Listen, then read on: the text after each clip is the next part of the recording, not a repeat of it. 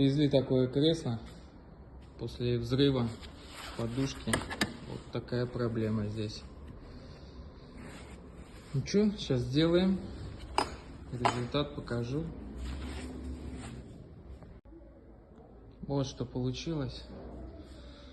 Зашили, восстановили. Здесь куска не было.